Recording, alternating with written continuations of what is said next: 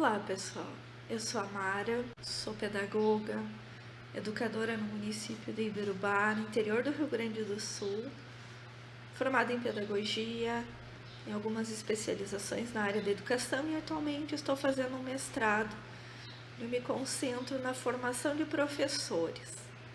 Hoje eu convido vocês para a gente dialogar um pouquinho, conectar os nossos saberes sobre metodologias ativas, mas principalmente sobre metodologias de projetos. Vamos lá? Primeiro nós precisamos pensar que nós temos um ensino todo baseado em conteúdos, né? E agora nos apresenta uma base que nos leva a desenvolver nos nossos estudantes competências. Nós temos, ao invés de conteúdos, habilidades a serem desenvolvidas, objetivos a serem atingidos, e aí nós nos sentimos um pouco perdidos quanto a isso. Alguns estudiosos têm apresentado que as metodologias ativas, elas são um bom caminho para que a gente possa desenvolver esse ensino por competência nas nossas escolas. E dentro das metodologias ativas, uma das propostas que a gente tem é a metodologia de projetos, por isso que nós vamos conversar um pouquinho sobre ela hoje. Então, se nós olharmos para a nossa educação atualmente, nós estamos num paradigma educacional. A gente não sabe mais se o tradicional era bom, se o contemporâneo vai dar conta, para que lado a gente pende. Cá estão nossos professores, literalmente numa corda bamba, tentando se equilibrar. Nós ainda acreditamos que o método tradicional possa funcionar, mas nós temos estudantes que não estão mais de acordo, eles são de outra geração. E esse ponto de equilíbrio a gente não está conseguindo, a gente faz algumas investidas, algumas tentativas, mas é nessas tentativas de acerto, de erro, que nós vamos ir redescobrindo a nossa nova educação. Então, se nós formos olhar para a nossa história, a educação e o trabalho, eles sempre foram muito parceiros, né? Então, quando nós tínhamos o trabalho mais do campo, a educação ela era algo mais ao ar livre, eram rodas de conversa, era para pequenos grupos, né? Juntava pessoas de diferentes idades. Mas o trabalho ele também era assim, ele era um trabalho mais artesanal mesmo. E nós tivemos uma grande revolução, né, a Revolução Industrial, e o trabalho ele passou a ser uma produção em série, uma produção em fábricas, onde cada um fazia um único trabalho e no final nós tínhamos um produto. E a escola ela se adaptou a esse padrão.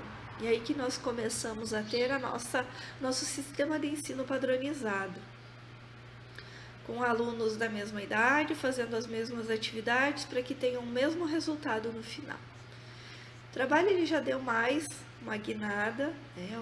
Um trabalho mais grupal, com grupos de diferentes contextos, mas que trabalham juntos e que usam bastante das ferramentas digitais para se conectar, que tentam resolver problemas, né? E eles buscam no profissional do lado alguém que possa trazer alguma explicação para a dúvida deles. E a escola ela ainda está nessa transição. A gente ainda tem um sistema todo padronizado, a gente identificou que precisa sim melhorar, precisa promover para os alunos esse trabalho um pouco mais multifacetado. A gente está ainda nos primeiros passos. E aí o trabalho ele já está no que chamam de trabalho 4.0, né? Então a educação está agora um pouco mais devagar no sentido de acompanhar essas mudanças do trabalho. E nós temos como uma das nossas responsabilidades, sim, formar os alunos para esse mundo, para essa sociedade. Então, por isso, esse outro passo na educação, por isso os diálogos sobre inovação na educação e tentar pensar juntos aonde a gente pode chegar. Então, o que nós tínhamos era esse padrão, né? E no final de um ciclo, se chegar todos iguais, todos com um pensamento igual, um pensamento formado. Se a gente chegasse no final desse ciclo e não tivesse bem quadradinha a nossa ideia, a gente retornaria, né? Aí que vem a reprovação, para passar por todo esse processo de novo chegar lá no final e estar com esse pensamento formado em conjunto. E aí o que nós temos hoje são alunos querendo trocar, querendo aprender fazendo, na natureza, né? Eles gritam por outros momentos. Como que a gente faz isso? Como que a gente encontra esse equilíbrio entre o que nós tínhamos e o que nós somos formados para fazer e a demanda dos nossos alunos? E aí eu sugiro que a gente se aproprie um pouco desse conceito que vem sendo utilizado com relação ao meio ambiente, né? Quando a gente fala de questão de lixo, da cultura de preservação, a gente tem os R's, né? E eu acho que na educação a gente também pode aproveitar eles, né? Pensando nesse educação tradicional e educação contemporânea. Nós precisamos reciclar as nossas ideias, né? Repensar o nosso fazer pedagógico, reaproveitar sim muitas das nossas ideias, porque elas são ideias boas, elas só precisam ser adaptadas. Talvez recusar algumas questões que a gente possa não concordar, não estar preparado também, mas principalmente reduzir, e reduzir no sentido de reduzir tempo gasto com coisas desnecessárias. Vamos dar foco no aprender fazendo, focar nas trocas, porque a aprendizagem ela acontece nesse processo, onde eu estou interagindo com o outro. Então, que a gente possa se apropriar dessas ideias.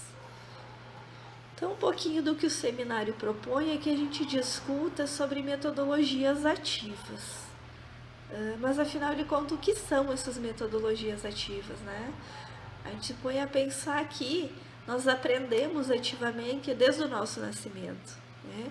O bebê nasce e ele descobre que se ele chorar, ele ganha mamar para saciar a fome.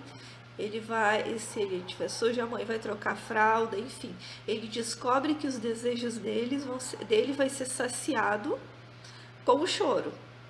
Então, ele está interagindo ativamente com esses novos seres que ele tem conhecido. E aí ele vai crescendo e começa a agir com o seu próprio corpo, depois agir com o outro. E assim a criança vai se desenvolvendo. E muitas vezes quando chega na escola, esse aprender ativamente, ele acaba sendo podado, né? A gente passa a controlar um pouquinho mais o que o aluno tem para fazer, poda ele da interação com o outro. Então a metodologia ativa ela vem para promover isso, para promover a interação. A metodologia ativa ela vem para provocar o aprender fazendo. O aprender por experiências, para que toda essa aprendizagem ela seja uma aprendizagem significativa, uma aprendizagem que faça sentido na nossa vida. O coletivo e o colaborativo eles têm grande força, né? E nós temos um papel diferente para o nosso educador. Nosso educador ele passa a mediar, porque até então o conhecimento ele era detido pelo professor. Porque o professor estava ali, né? Detentor do conhecimento. Os alunos não tinham acesso aos conhecimentos. E hoje é diferente. O conhecimento está a um clique, né? Então, o educador passa a mediar, a ensinar o estudante como que ele vai chegar, como que ele vai se transformar toda essa informação disponível num conhecimento válido para o seu dia a dia e numa aprendizagem significativa, então. E além disso, tanto educando quanto educador passam a ser pesquisadores, porque tem questões que vão aparecer no dia a dia e que elas não estão ali no conhecimento nem de um e nem de outro. Então, o que eles vão se propor é pesquisar juntos. O professor passa a ser um parceiro nos projetos de pesquisa do seu aluno. Há uma grande valorização da bagagem cultural, do conhecimento prévio, de tudo aquilo que o aluno já sabe. E principalmente ocupar espaços, né? A gente passa a ter uma sociedade, né? Uns espaços de aprendizagem além das quatro paredes da sala de aula. Então é isso, é o movimento, é o ativo mesmo que a gente pretende propor, né, dentro dessa nova educação, para dar conta de todo esse perfil novo de estudante que a gente tem. E aí, então, dentro dessas metodologias ativas, surge a ideia de metodologia de projetos. ela não é uma ideia nova, muito pelo contrário, ela é uma ideia que tem uma caminhada bem grande, é uma ideia do século passado, tá? Dewey, lá em 1910, começou a pensar nessa proposta.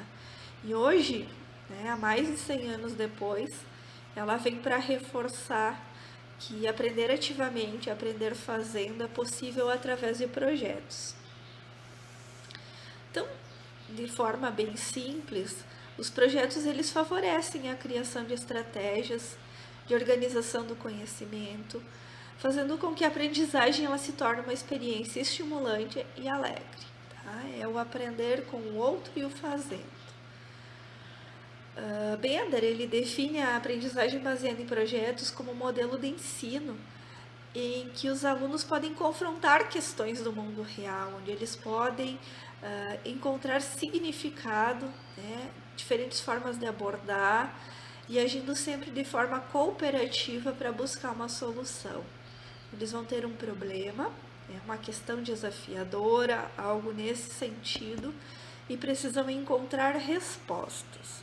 O desafio do aluno é encontrar resposta, encontrar solução para aquilo que ele esteja fazendo. Então vamos pensar de forma prática agora, como que isso acontece, como eu faço no meu dia a dia isso. E eu vou compartilhando com vocês algumas experiências minhas, algumas experiências de colegas que eu venho acompanhando.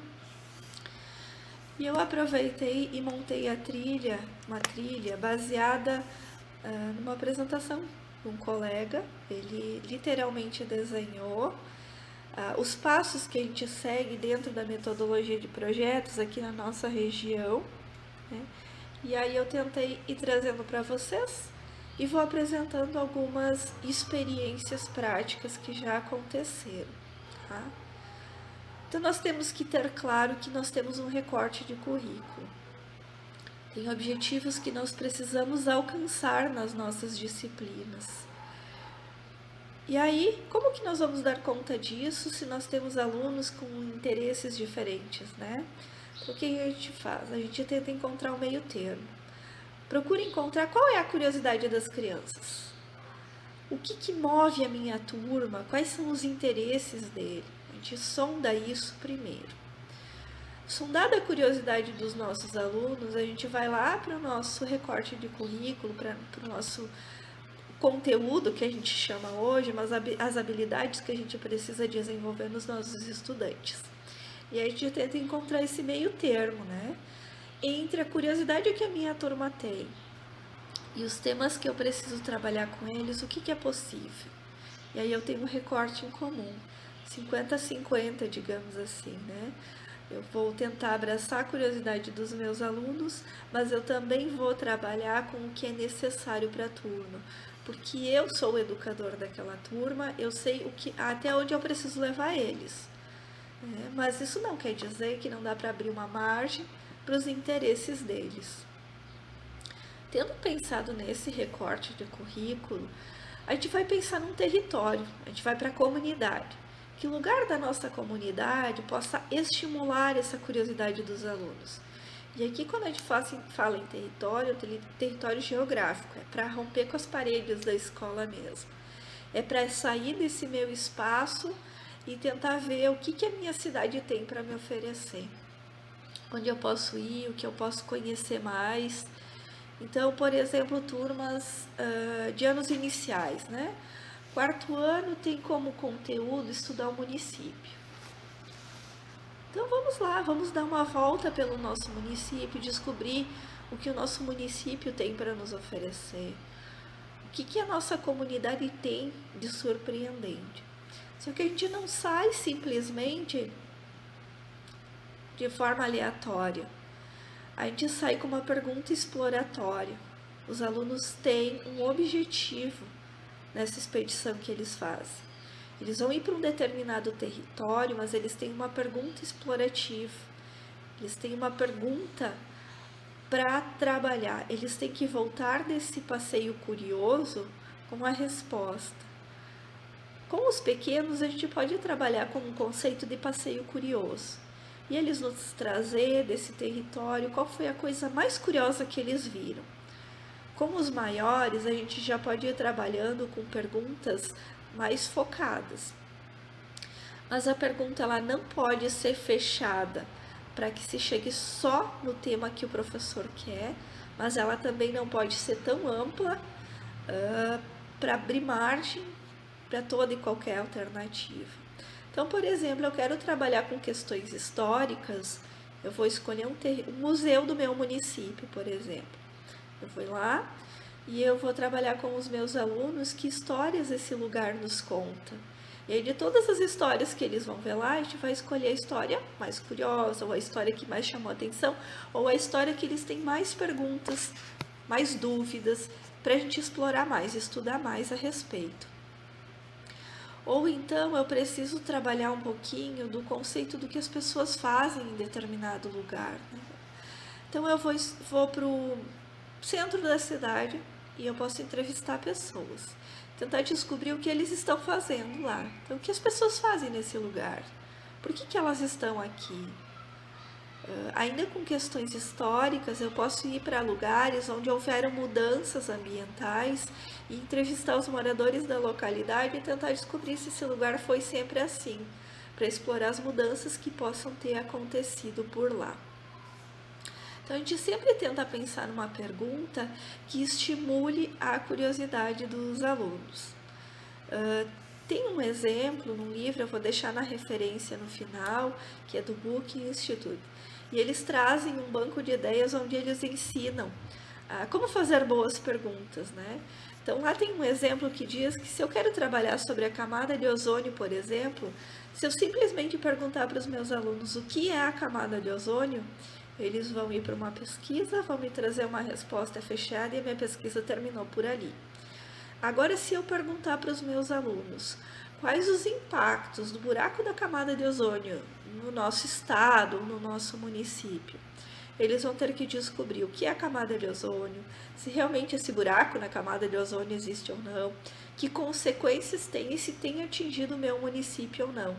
Então, por isso a importância de se pensar muito bem na pergunta que a gente vai utilizar. Estando de posse, pensado no território, pensado na pergunta exploratória, a gente vai para uma expedição investigativa. E essa investigação ela é um recurso para aproximar o conhecimento da sala de aula, né? Para explorar diferentes territórios. E a gente vai para esse espaço de campo com uma preparação. Os nossos alunos saem para essa pesquisa sabendo, com essa divisão de tarefas. Tem gente que vai fotografar, tem gente que vai entrevistar, a gente sabe qual que é a nossa pergunta e o que nós vamos explorar nesse lugar. E a gente sai a campo, né? Sai para explorar. Então, praças, museus, propriedades rurais, a casa dos alunos, tudo isso são territórios possíveis da gente explorar. O quarteirão da onde a escola está, os arredores da escola, todos são territórios possíveis. Às vezes a gente está tão acostumado com aquele território, mas quando a gente sai com esse olhar de exploração, o nosso olhar muda sobre aquele lugar. A expedição, então, ela tem como objetivo encontrar a resposta para a nossa pergunta, né? Quando a gente retorna desse passeio curioso, dessa expedição investigativa, a gente começa a mapear essas curiosidades dos alunos. E aqui eu sempre sugiro que a gente faça primeiro um registro individual. O bacana é se você possa dar de tema para o estudante que no retorno da expedição, eles vão ter que fazer um registro individual em casa sobre a resposta para a sua pergunta exploratória. Que respostas eles encontraram? Então, os pequenininhos pode ser num formato de desenho, os maiorzinhos no formato de frase, uma pequena produção textual. Os maiores já podem fazer algum registro de fotos do que achou mais curioso, maquete ou também a produção textual. O porquê desse registro individual? E quem está na sala de aula vai concordar comigo. A gente sempre tem um líder, né? Toda turma ela tem um aluno mais forte, com a sua opinião mais forte. E aí, se esse aluno disser, prof, eu gostei mais de estudar os passarinhos, aí toda a turma vai na carona, né? Então, quando eles fazem esse registro primeiro em casa, eles são mais autênticos com a sua opinião. No outro dia, a gente retorna para a sala de aula e aí sim a gente discute em grupo, né? Cada um apresenta, é um momento onde a gente vai começar a trabalhar com eles processos assembleares, a questão da democracia, porque cada um vai apresentar o seu tema, mas eu vou precisar escolher um tema comum, né? E talvez a minha temática não seja mais relevante e não seja uma prioridade para a turma. E aí eu vou ter que entender que nesse momento o que prevaleceu foi outra temática. Definido o tema do projeto, para essa definição, é onde a gente consegue dar espaço para esse protagonismo do aluno. Quando eles nos apontam o que eles gostariam de ensinar, de estudar, desculpa, quais são os conhecimentos que eles querem aprofundar, que curiosidades eles têm, como é um momento onde eles podem sim participar, né? É onde eles apresentam quais são as grandes curiosidades deles. E aí aqui, lembrando que a gente partiu de um território pensando no nosso conteúdo, mas às vezes a escolha do tema dos alunos ela pode fugir um pouquinho, tá? Ela pode fugir do que a gente pensou. Definido isso, tema do projeto, a gente parte para 2 passos que são muito importantes. Um deles é o conhecimento inicial, é o que nós sabemos. O que os alunos sabem sobre a temática que eles escolheram? Quais conhecimentos eles já têm sobre os assuntos, esses conhecimentos prévios deles, né? Às vezes pode vir da cultura popular, e a gente pode, com a pesquisa, depois compreender que nem tudo que a gente acreditava estava realmente no caminho. E o outro passo é o índice formativo. Quais são as nossas curiosidades? O que nós queremos estudar mais sobre isso? E aqui são perguntas. Perguntas que nós vamos encontrar respostas. E aqui também entra de novo a participação do professor. Além de estar sempre orientando, o professor pode lançar perguntas que ele acha que sejam necessárias trabalhar com os estudantes. E aí sim a gente pensa onde a gente vai encontrar respostas. O que nós vamos fazer para encontrar as respostas trabalhando com o conceito de pesquisa? Então, nós vamos precisar entrevistar pessoas, nós vamos para a internet, ou nós vamos procurar em livros, ou nós vamos conversar com os nossos pais. Então, aqui os alunos eles vão nos ajudando aonde a gente pode encontrar respostas. São as nossas estratégias. E também entram estratégias para a gente envolver a comunidade. A gente sempre tem que retornar e pensar no nosso espaço de aprendizagem. Que pessoas da comunidade podem contribuir para a nossa aprendizagem? Onde a gente pode chegar com tudo isso? E agora eu vou retornar um pouquinho nesses passos e eu vou contar uma experiência que eu tive com uma turminha super bacana, já faz algum tempo, mas eles me ensinaram muito sobre metodologia de projetos. Foi o primeiro ano que a gente começou a trabalhar com metodologias de projetos aqui no município. Então, o que eu fiz? Toda insegura, eu pensei num território próximo à escola. A gente desenhou um mapa com o trajeto que a gente ia percorrer com os alunos.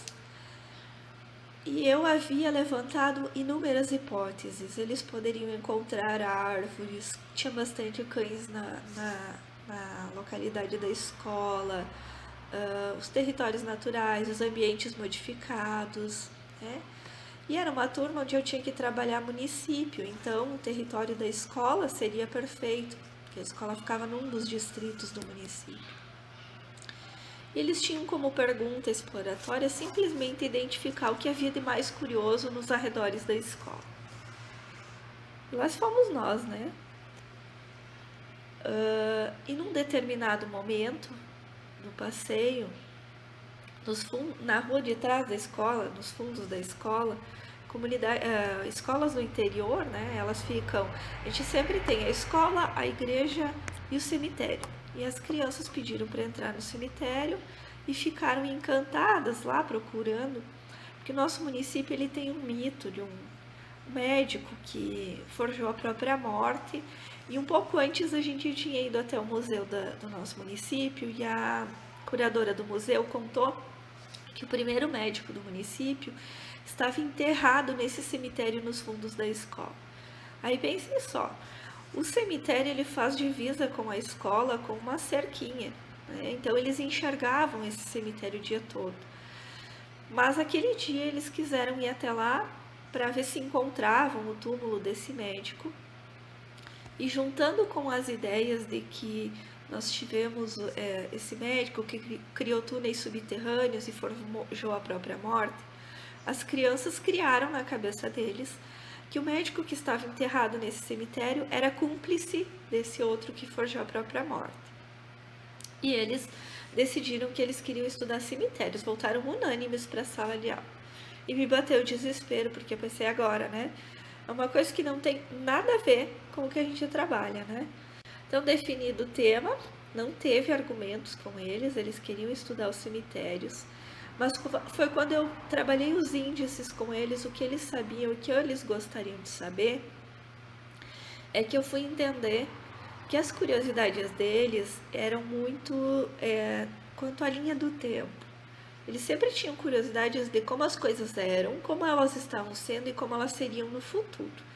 Então eles queriam saber como enterravam as pessoas antigamente, se causava poluição ambiental, né? O que acontecia com o corpo quando era enterrado e como que as coisas iam ser no futuro, né? Já que tem tanta tecnologia que o mundo muda tanto. Então o que a gente fez quando a gente pensou em onde procurar respostas? Né? Nós tínhamos livros, essa foi uma das alternativas, internet, e pessoas que pudessem nos ajudar. A gente tinha que encontrar pessoas que soubessem as respostas. E as nossas estratégias para envolver a comunidade então foram: a gente convidou o repórter que tem trabalhado sobre esses túneis subterrâneos para uma roda de conversa, contando as descobertas deles. Para vocês terem uma ideia, as crianças, a proposta da roda de conversa era para que ela fosse do início da aula até a hora do recreio. A gente passou a tarde inteirinha conversando a respeito disso. Eles não precisaram ir ao banheiro, eles não precisaram ir para o recreio, porque eles estavam muito concentrados nas histórias. A gente fez pesquisas, então a gente sorteava em pequenos grupos, né? Como era antigamente, a gente pegou alguns povos específicos, depois a questão da atualidade e como será no futuro. E era impressionante de ver o quanto as crianças se apropriaram de alguns conhecimentos. Porque uma das meninas, até ela disse, falando em questões de futuro, falando sobre cremação, ela disse: prof, cremar é botar num forno muito quente e vira partículas. Aí, para ter certeza de que ela tinha entendido o que eram partículas, eu fiz essa pergunta: e o que são partículas? E ela responde para mim: são pedaços muito pequenininhos que a gente nem consegue ver. Então, eles vão se apropriando desse conhecimento. E a gente monta um índice final, que são essas nossas descobertas sobre tudo que a gente já conheceu. As crianças apresentam temáticas inusitadas na hora da pesquisa. Então, já acompanhei projetos sobre borboletas, cachorros. A dos cachorros, né, eles tinham perguntas sobre sentimentos dos cachorros. Então, por mais que a gente tenha a temática, a gente só entende qual é o roteiro de entrevista, de pesquisa que a gente vai fazer, quando os alunos nos apontam as perguntas que eles têm. Então, eles tinham perguntas: por que o cachorro morde, por que o cachorro abana o rabo. A gente entendeu que eles queriam conhecer um pouquinho melhor os sentimentos dos cachorros. E a gente puxa para a ideia de trabalhar com os sentimentos dos seres humanos. Metamorfose já foram trabalhadas.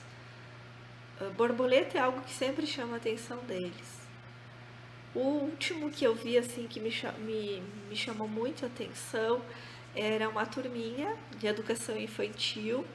Eles foram para um espetáculo da Frozen e quando eles voltaram eles queriam entender melhor o gelo. E a prof assim, poxa, o gelo, né? Daí eles tinham perguntinha assim, como que ele vira água? E a prof resolveu de transformar a turma em cientistas. Então eles são cientistas e estão fazendo experimentos. É trabalhar muito com o imaginário deles quando eles ainda são menores, né? É provocar neles o que eles podem ser, né?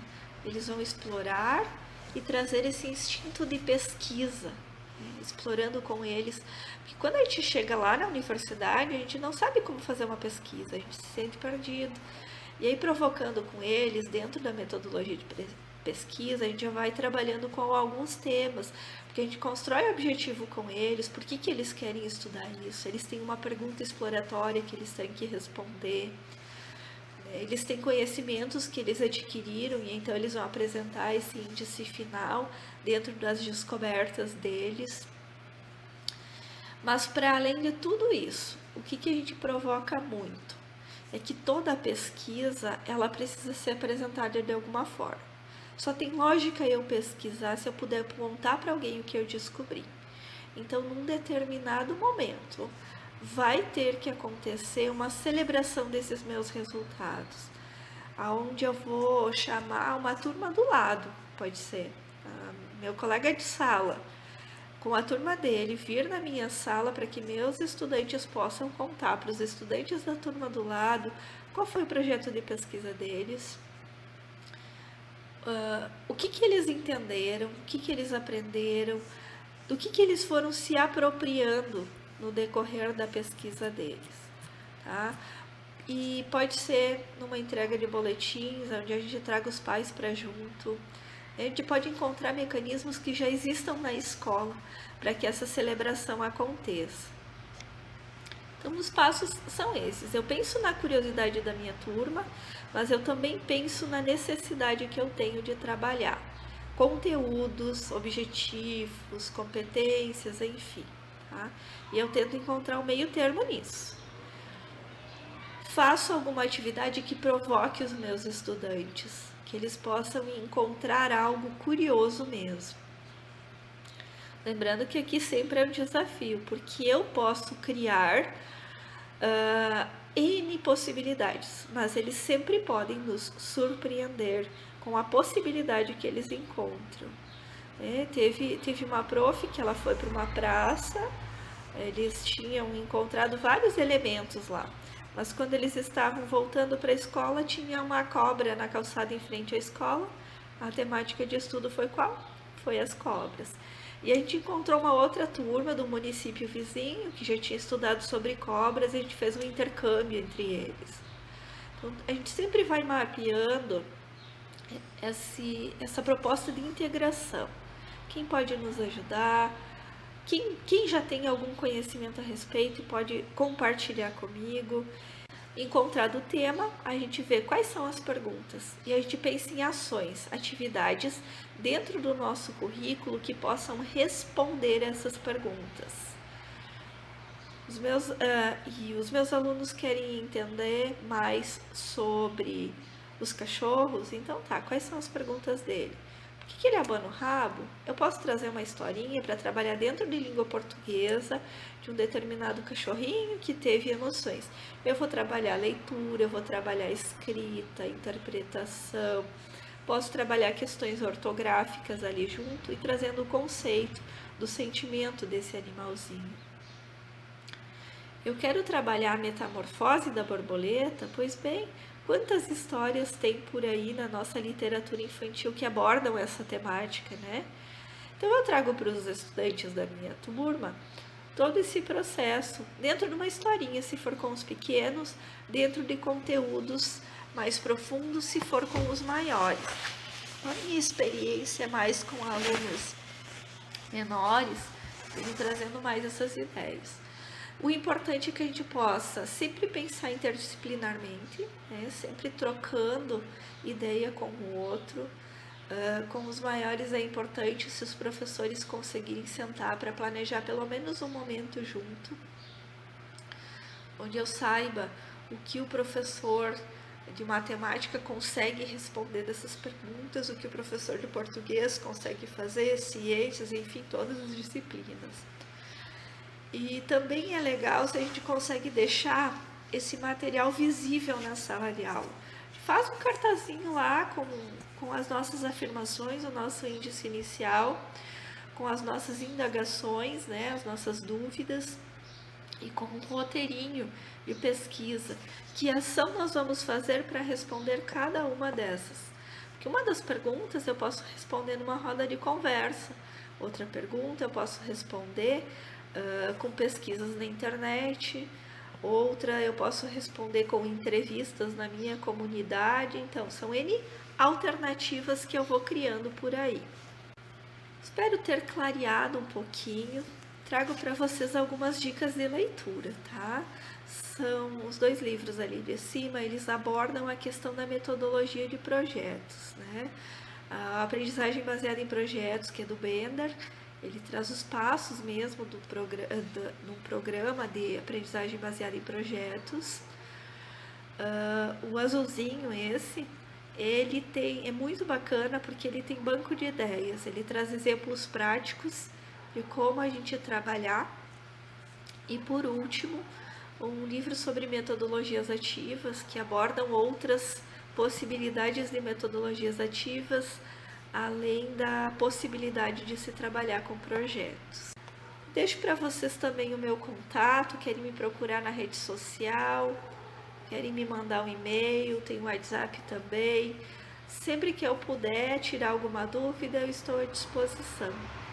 Foi um prazer estar com vocês e nos vemos por aí.